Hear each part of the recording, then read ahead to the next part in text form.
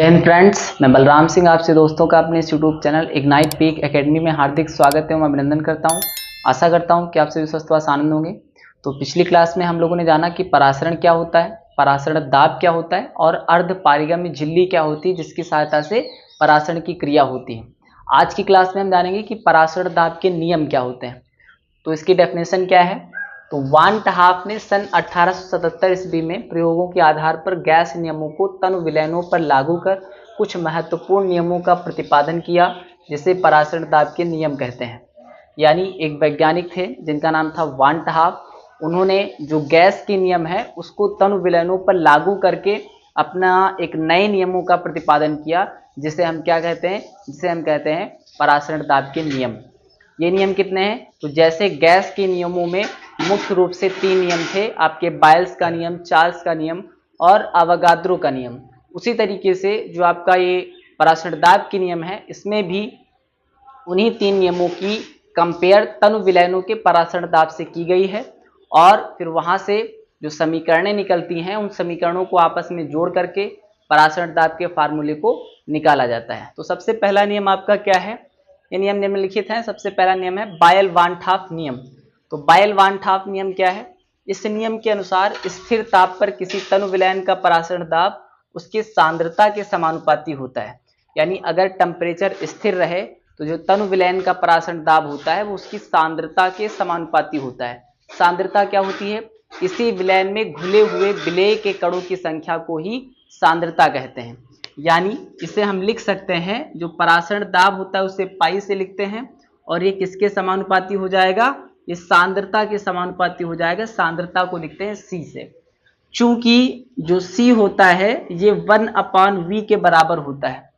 सी जो है ये 1/v के बराबर होता है, जहां पे v क्या है, v आपका आयतन होता है। इसलिए सी के स्थान पे अगर हम 1/v रखें तो पाई समानुपाती ये क्या हो जाएगा, 1/v। यही क्या कहलाएगा, यही कहलाएगा बायल वान ट हाफ नियम। यानी हम इसे मान सकते हैं इक्वेशन नंबर फर्स्ट। यानी बायल वान ट हाफ नियम क्या निकलेगा, ये निकलेगा पाई समानुपाती 1/v। तो अब हम लोग बात करते हैं परासरण दाब के दूसरे नियम के बारे में। और जो परासरण दाब का दूसरा नियम है वो है चार्ल्स वान ट हाफ नियम। इसकी क्या डेफिनेशन है, इसकी डेफिनेशन है, इस नियम के अनुसार स्थिर सांद्रता पर किसी तनु विलयन का परासरण दाब उसके परम ताप के समानुपाती होता है। यानी अगर किसी विलयन की सांद्रता स्थिर रखी जाए, सांद्रता स्थिर रखने का मतलब कि उसमें जो घुले हुए कण हैं उनकी मात्रा को स्थिर रखा जाए, तो जो परासरण दाब होता है वो उस विलयन के परम ताप के समानुपाती होता है। अर्थात इसे हम लिख सकते हैं कि पाई समानुपाती टी, पाई परासरण दाब है और जो आपका एक कैपिटल टी होता है इसे परम ताप कहते हैं। परम ताप वह ताप है जब अगर कोई टेम्परेचर आपका डिग्री सेंटीग्रेड में दिया रहता है तो उसमें हम 273 जोड़ करके उसको केल्विन में चेंज कर देते हैं और यही जो केल्विन में टेम्परेचर होता है यही आपका कहलाता है परम ताप। तो इसे हम मान सकते हैं इक्वेशन नंबर सेकेंड। फिर जो आपका तीसरा परासरण दाब का नियम है वो है एवोगैड्रो वान ट हाफ नियम। इस नियम के अनुसार क्या होगा, इस नियम के अनुसार यदि दो तनु विलयनों के ताप तथा परासरण ताप समान हैं तो उनके समान आयतन में मोलों की संख्या समान होगी। यानी अगर दो तनु विलयन हैं उनके ताप और परासरण ताप दोनों समान हो तो उनके समान आयतन में जो मोल होते हैं दोनों विलयनों के, उनकी मात्रा भी समान होगी। यानी इसे हम लिख सकते हैं पाई समानुपाती n। n होता है मोलों की संख्या, इसे हम मान सकते हैं इक्वेशन नंबर थर्ड। इसे क्या मानेंगे, इक्वेशन नंबर थर्ड। एवोगैड्रो वान ट हाफ नियम क्या है, पाई समानुपाती n। यानी परासरण दाब किसके समानुपाती होगा, तो मोलों के समानुपाती होगा। तो अब हम लोग बात करेंगे वान ट हाफ समीकरण के बारे में। और इसी समीकरण के द्वारा जो आपका परासरण दाब का फार्मूला निकलता है, जो पाई का मान निकलता है, पाई इक्वल टू nRT/v, ये इसी इक्वेशंस के द्वारा निकलता है। तो चलिए जानते हैं वान ट हाफ समीकरण क्या होती है। तो इस समीकरण को जो आपके तीनों नियम दिए गए हैं परासरण दाब के, जो आपके तीनों नियम अभी आपने पढ़ा है। सबसे पहला नियम आपका बायल वान ट हाफ नियम, दूसरा आपका चार्ल्स वान ट हाफ नियम और जो तीसरा है वो है एवोगैड्रो वान ट हाफ नियम। इन नियमों की सहायता से आपने 3 फार्मूले लिखे थे। पहला फार्मूला आपका था पाई समानुपाती 1/v, यानी जो परासरण दाब है वो विलयन के व्युत्क्रमानुपाती होता है, वो विलयन के आयतन के व्युत्क्रमानुपाती होता है और उसकी सांद्रता के समानुपाती होता है। फिर दूसरी इक्वेशन आपने देखा था कि जो परासरण दाब होता है वो विलयन के परमताप के समानुपाती होता है। और तीसरी इक्वेशंस जो अवोगाद्रो के नियम के द्वारा आई थी, एवोगाड्रो वान ठाफ समीकरण के द्वारा आई थी, वो थी कि पाई समानुपाती n, यानी जो विलयन का परासरण दाब होता है वो समान आयतन में मोलों की संख्या के बराबर होती है। तो उन्हीं तीनों फार्मूलों को हम लिखेंगे, उन्हीं तीनों समीकरणों को लिखेंगे। फिर तीनों समीकरणों को जोड़ने के बाद में आपकी एक नई समीकरण तैयार होगी। जैसे आपने आदर्श गैस समीकरण बनाई थी पीवी बराबर एनआरटी, वैसे आपका यहाँ बन जाएगा पाई वी बराबर एनआरटी। चूंकि वहां पे आदर्श गैस समीकरण में दाब को पी से लिखते थे, लेकिन यहाँ पे परासरण दाब को पाई से लिखा जाता है, इसलिए पी के स्थान पर क्या आ जाएगा, पाई आ जाएगा। यानी वो पीवी बराबर एनआरटी था आदर्श गैस समीकरण में, तो इसमें क्या हो जाएगा, पाई वी बराबर एनआरटी। यानी इसमें गैस के नियमों में और जो आपका ये तनु विलयनों का जो परासरण दाब के नियम है इसमें समानता है, और इसी के आधार पे वान ठाफ ने दोनों की कंपेयर किया और उसी कंपेयर के द्वारा अपनी एक नई समीकरण तैयार की जो उसी पर आधारित है, और उसे नाम दे दिया कि परासरण दाब का नियम है और ये वान ठाफ समीकरण है। तो सबसे पहले बायल के नियम के अनुसार या बायल वान ठाफ नियम के अनुसार, बायल वान ठाफ, बायल वान ठाफ नियम के अनुसार, नियम के अनुसार क्या था कि जो पाई है वो 1/v के समानुपाती होता है। इक्वेशन नंबर फर्स्ट हो गई। फिर दूसरा, चार्ल्स वान ठाफ, चार्ल्स वान ठाफ नियम के अनुसार, चार्ल्स वान ठाफ नियम के अनुसार ये था परासरण दाब परमताप के समानुपाती होता है, इसे हम मानेंगे इक्वेशन नंबर सेकेंड। फिर तीसरा नियम था आपका एवोगैड्रो या एवोगैद्रो, एवोगैद्रो वान ठाफ, वान ठाफ नियम के अनुसार, नियम के अनुसार ये था कि स्थिर ताप और अगर दो विलयनों का ताप स्थिर रहे, परासरण दाब स्थिर रहे, तो उनके समान आयतन में जो मोलों की संख्या होती है वो समान होती है। यानी जो इसमें पाई हो जाएगा वो किसके बराबर हो जाएगा, वो n के बराबर हो जाएगा। इसे हम मानेंगे इक्वेशन नंबर थर्ड। अब हम लिखेंगे समीकरण first plus second plus third करने पर समीकरण 1, 2 और 3 को क्या करना है, जोड़ देना है। तो आप देखेंगे LHS में आपका पाई ही है, यानी इसको हम केवल एक बार लिखेंगे पाई समानुपाती। फिर इसका हो जाएगा NT, ये आपका अंश में है, और जो आपका V है ये अपान में, यानी इसको हम लिख सकते हैं NT/V। इतना लिख सकते हैं, यानी पाई तीनों में आपका LHS में दिख रहा है, लेफ्ट हैंड साइड में दिख रहा है, तो उसको हमने एक बार लिख दिया। फिर आपका N और T ये अंश में है, नॉमिनेटर में, इसको लिख दिया गया। फिर आपका V डिनोमिनेटर में है, हर में है, तो उसको हर में लिख दिया गया। फिर आपको पता है कि जब भी कोई इस समानुपाती का साइन हटता है, इक्वल टू लगता है, तो वहां पे कोई ना कोई कांस्टेंट आता है। तो यहाँ भी कांस्टेंट आएगा, यानी ये हो जाएगा पाई इक्वल टू S आ जाता है, SNT/V। यानी इसे हम लिख सकते हैं पाई V बराबर NST, NST। अब S क्या है, जहां S विलयन स्थिरांक है, क्या है, विलयन स्थिरांक है, जहां S क्या है, विलयन स्थिरांक है। लेकिन चूंकि जो आपका ये S होता है विलयन स्थिरांक, ये R के बराबर होता है, जो आपका विलयन स्थिरांक s है ये r के बराबर होता है, इसलिए इसको हम मान सकते हैं कि s के स्थान पे हम क्या रख सकते हैं, r रख सकते हैं, यानी विलयन स्थिरांक को हम क्या मान सकते हैं, r मान सकते हैं। तो यहां से आपका फार्मूला आ जाएगा पाई v बराबर n, s के स्थान पर r t। यही आपका बन जाता है क्या, परासरण दाब का फार्मूला।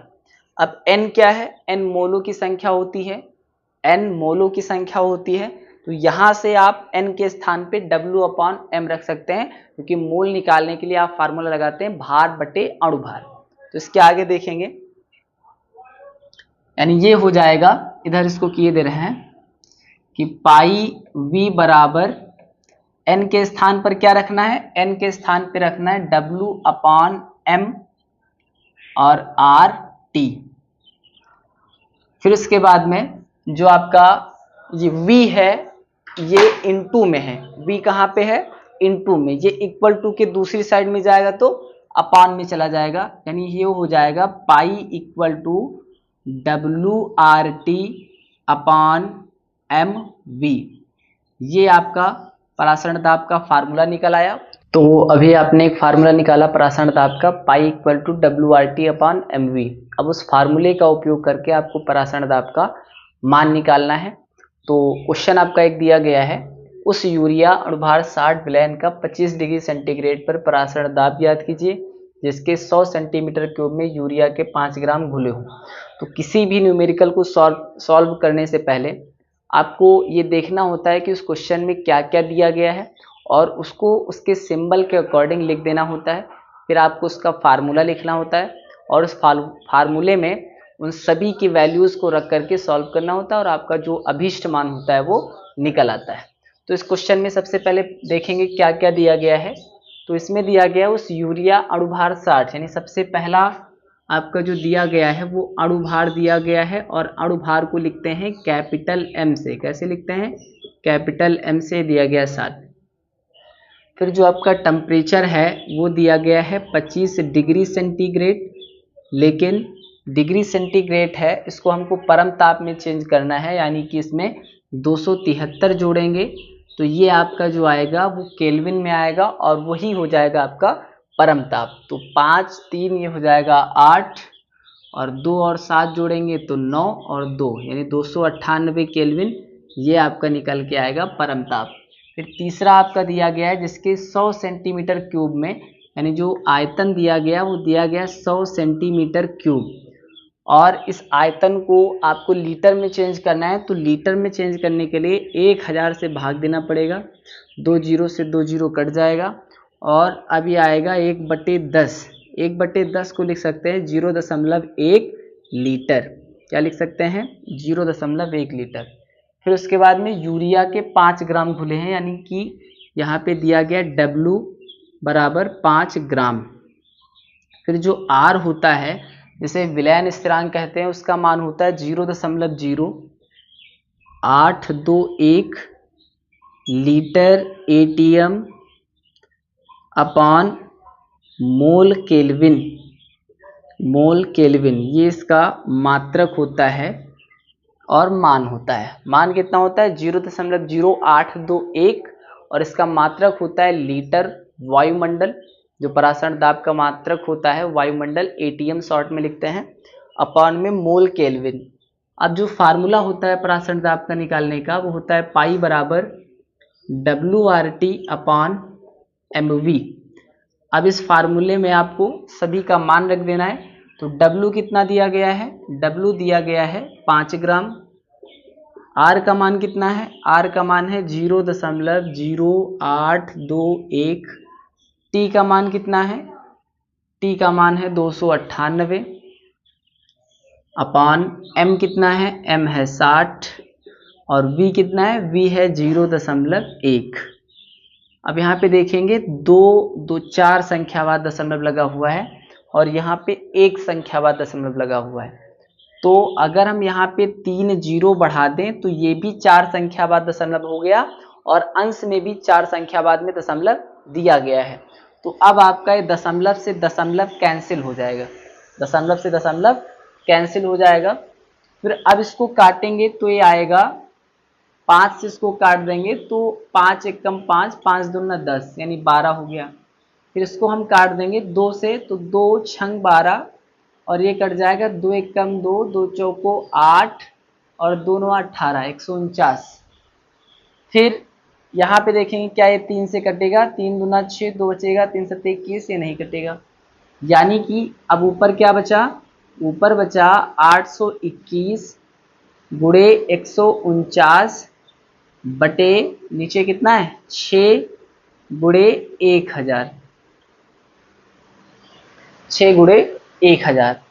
अब जो आपका ये जीरो वाला पद होता है, जो जीरो वाली संख्याएं होती हैं, उन जीरो को आप पावर में बदल सकते हैं, जिससे आपका जो कैलकुलेशन है वो थोड़ा सा छोटा हो सकता है।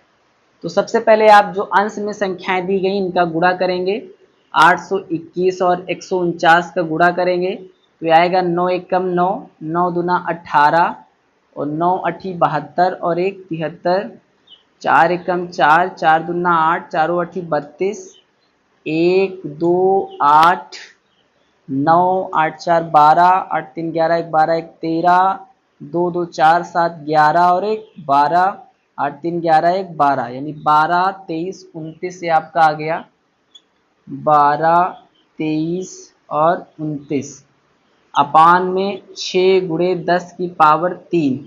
यहाँ पे 3 जीरो है तो 10 की पावर क्या हो जाएगी 3, यानी जितने जीरो होंगे किसी संख्या के बाद में वो 1000 होगा, यानी 3 जीरो तो 10 की पावर 3 हो जाएगी। 10,000 हो जाएगा यानी 4 जीरो 10 की पावर ये हो जाएगा आपका 4। 1 लाख होगा तो इसमें 5 जीरो यानी 10 की पावर 5, यानी जितने जीरो होंगे उतनी पावर आप 10 की लिख सकते हैं। अब इसको आप 6 से डिवाइड करेंगे तो 6 से आप इसको डिवाइड कर देंगे, ये मल्टीप्लाई हम यहाँ पे रफ किए दे रहे हैं। अब इसको 6 से जो आपका आंसर दिया गया है उसको भाग करेंगे तो ये हो जाएगा 12 23 और कितना है 29, तो 6 दूना 12, ये पूरा पूरा कट गया। अब आप दो संख्याएं उतार रहे हैं, दो संख्याएं जब भी उतारेंगे तब हमको क्या करना पड़ेगा, दशमलव लगाना, जीरो बढ़ाना पड़ेगा। जब भी आप दो संख्याएं उतारेंगे तो क्या करेंगे, एक जीरो बढ़ा देंगे।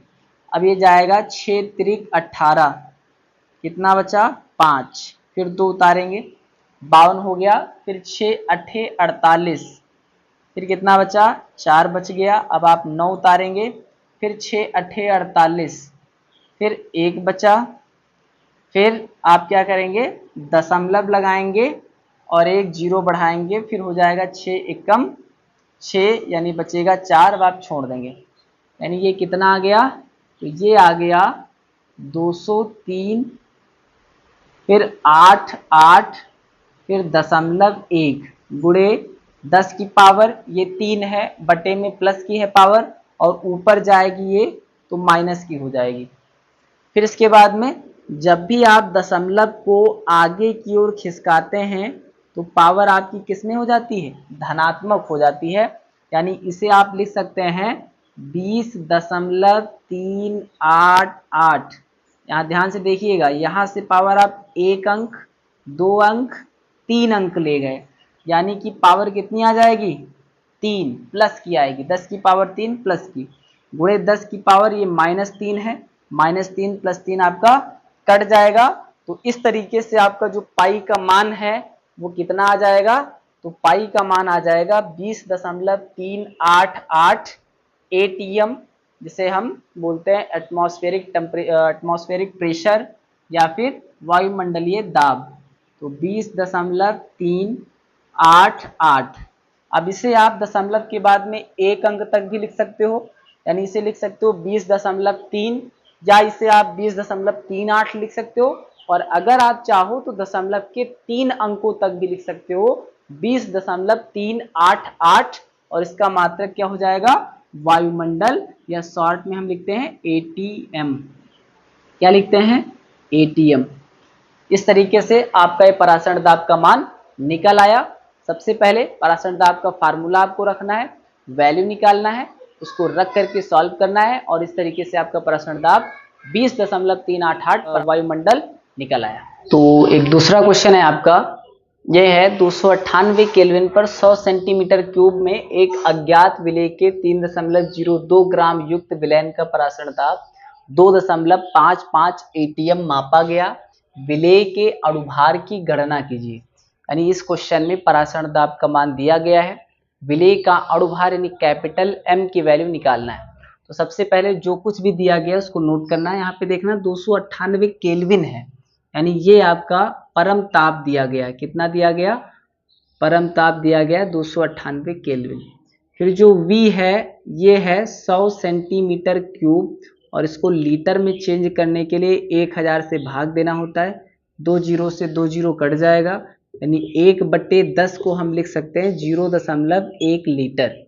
फिर उसके बाद में क्या दिया गया? विलेय के 3.02 ग्राम युक्त, यानी स्मॉल w दिया गया 3.02 ग्राम।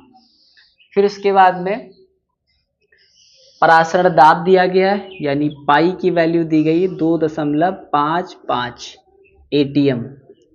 फिर उसके बाद में जो R है उसका मान आपको पता होना चाहिए 0.0821 लीटर एटीएम अपान मोल केल्विन, ये इसका मात्रक होता है। लीटर एटीएम अपान मोल केल्विन। इसमें हमको निकालना है कैपिटल M, यानी विलेय का अणुभार निकालना है। ये क्वेश्चन में नहीं दिया गया। तो फार्मूला क्या होता है? फार्मूला होता है पाई बराबर WRT अपान MV। पाई का मान दिया गया, सबका मान रख देंगे 2.55 बराबर स्मॉल w 3.02, R 0.0821 और T 298 अपान में M निकालना है, और जो V है V दिया गया है 0.1। कितना दिया गया? 0.1। अब इसका हम कर देंगे क्रॉस मल्टीप्लाई, तिर्यक गुणा कर देंगे। तो जो इतनी संख्याएं हैं इनका 1 से यही पूरी संख्याएं हो जाएंगी, और 2.55 का m गुणे 0.1 से गुणा क्या हो जाएगा?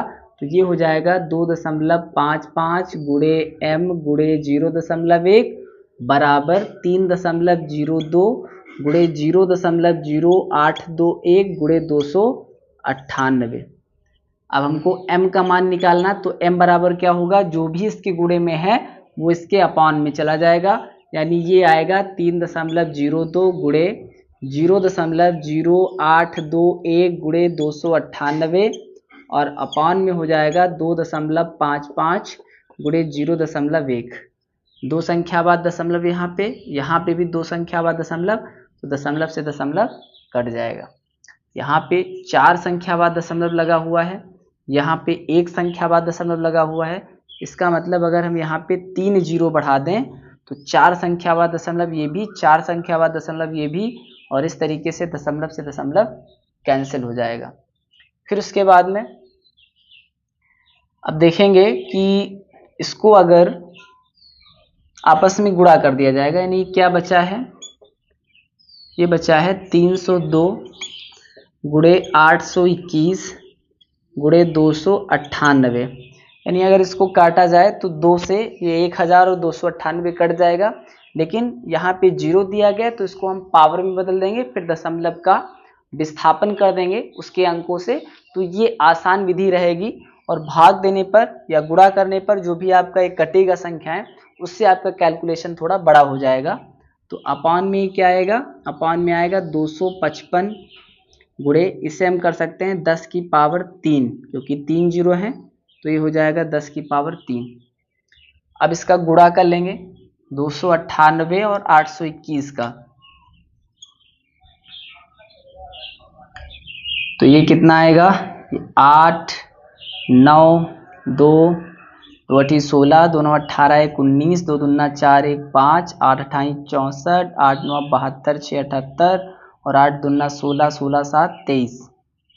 यह आएगा 8 9 6 15, 9 4 13 2 15 1 16, 8 5 13 1 14, 3 1 4 2 24 46 58।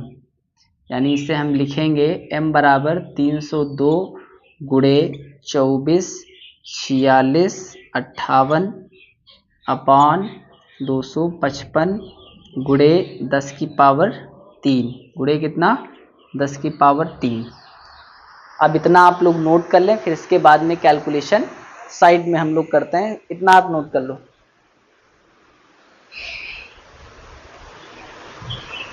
इसको रफ किए दे रहे हैं।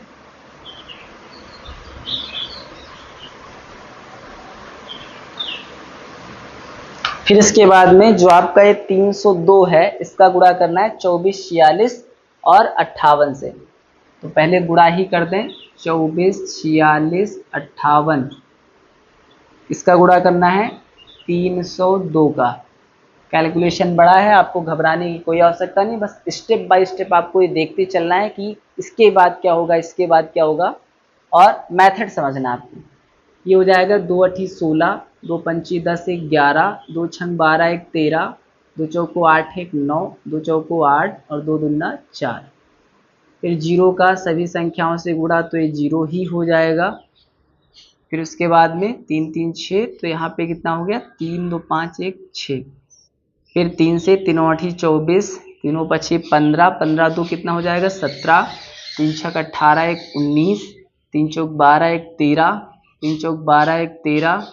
फिर 3 दूना 6 1 7, जोड़ देंगे 6 1 4 3 7, 9 7 16, 9 8 17 1 18, 4 3 7 1 8 और 3 7, 73 88 67 16।